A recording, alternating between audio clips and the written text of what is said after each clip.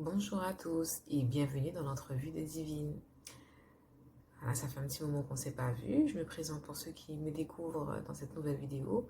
Je suis Divine, je tiens un blog dans lequel j'aborde les thèmes de la femme, de l'épouse et de la mère. Je m'appuie sur les expériences que je vis et les livres que je lis.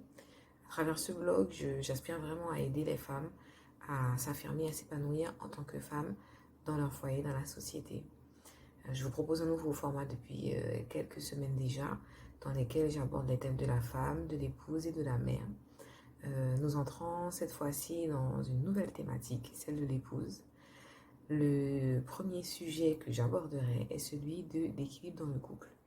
Alors, pour cette vidéo, je m'appuierai sur un discours que ma belle grand-mère a eu le jour de notre mariage et qui s'appuie sur les 3 C. Premièrement, la confiance. Comme pour les précédentes vidéos, c'est vrai que c'est important de poser la question de qu'est-ce que la confiance, qu'est-ce que signifie la confiance pour soi et pour l'autre.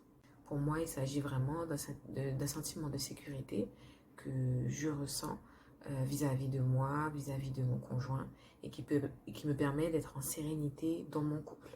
Je considère que je peux me fier, que je peux me confier à mon époux et ça me permet de pouvoir être assurée de l'amour qu'il me porte et de son engagement vis-à-vis de moi, de son engagement vis-à-vis de notre couple et de l'investissement qu'il va donner dans notre foyer.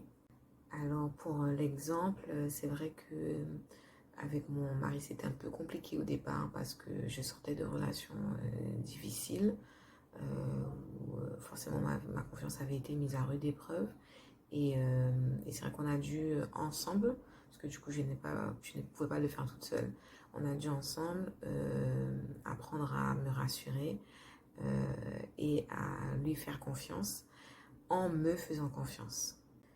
Aujourd'hui je suis sereine et ça me permet de pouvoir vivre ma relation amoureuse, ma relation en couple de manière plus sereine. Deuxièmement, la communication.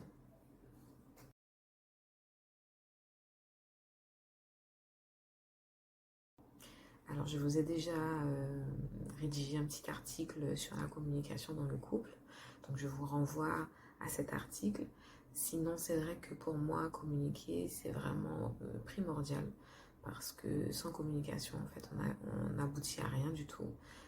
La communication permet véritablement de pouvoir établir un lien avec son conjoint, de pouvoir renforcer la relation et de pouvoir s'appuyer l'un sur l'autre pour construire et développer la relation que l'on a ensemble. Forcément, plus tu vas communiquer, plus tu vas apprendre à connaître l'autre et à pouvoir appréhender les difficultés que l'on va pouvoir rencontrer au quotidien.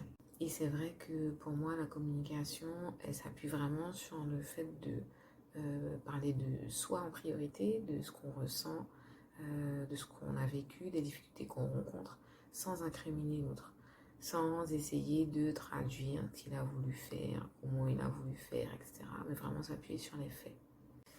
Même chose pour la communication.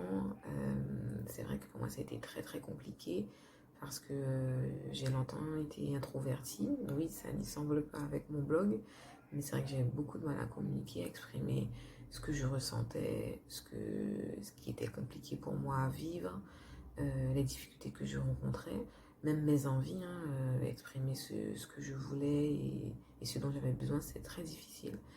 Et c'est vrai que, comme je l'ai dit dans mon article, mon époux qui lui a des facultés de communication qui sont quand même assez importantes, a su donc me mettre en confiance, m'apporter quelques outils, quelques astuces pour pouvoir communiquer et en tout cas réussir à me faire comprendre par lui. Parce que c'est vrai que quand moi je me retrouvais être un peu incomprise, je peux vite monter en pression et mes mots dépassent ma pensée. Donc l'idée là, c'était vraiment de pouvoir en discuter clairement et voir dans quelle mesure je pouvais moi apprendre à mieux communiquer pour mieux me faire comprendre et que finalement la conversation puisse aboutir à quelque chose de concret. voilà, les conversations stériles là, qui durent pendant des heures et des heures, mais stop quoi.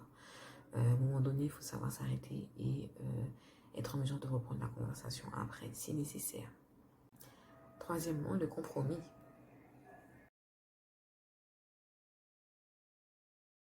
Alors, le compromis, c'est vrai que c'est pas chose aisée. Ça demande vraiment des fois de longues discussions, de longs temps d'argumentation. Mais c'est vrai que l'objectif, c'est vraiment d'arriver à une entente mutuelle, à un accord qui arrangera les deux parties. Il n'y a pas de gagnant, pas de perdant. C'est vraiment essayer de trouver l'accord, entre guillemets, parfait qui permettra au couple de pouvoir avancer et de grandir. Par exemple, mon conjoint et moi, comme tous les couples, on vient de foyers différents, nous avons reçu des éducations différentes.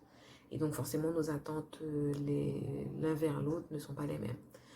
Donc nous, très vite et très tôt, on a dû apprendre à faire des compromis parce que, pour l'exemple, moi je suis chrétienne, lui il ne l'est pas.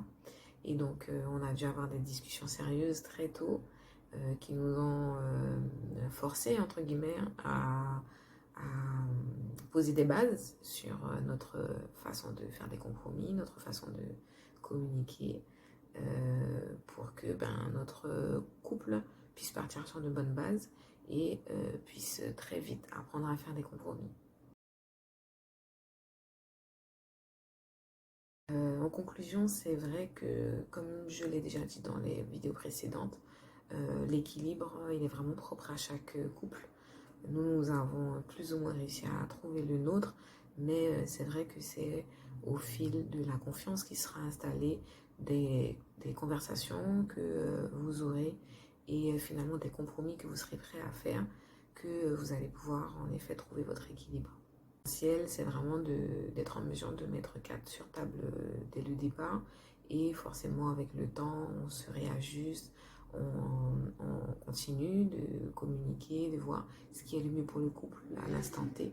Et c'est comme ça qu'on continue d'avancer et qu'on continue de grandir ensemble.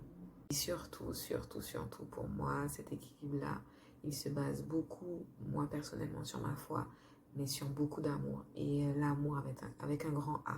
L'amour qui est patient, l'amour qui pardonne, l'amour qui croit en la bonté de l'autre. Voilà, c'est tout ce que j'avais à vous partager cette fois-ci. Si vous avez apprécié, n'hésitez pas à liker, à partager, à commenter. Et sinon, moi, de toute façon, je vous donne rendez-vous la semaine prochaine. À bientôt!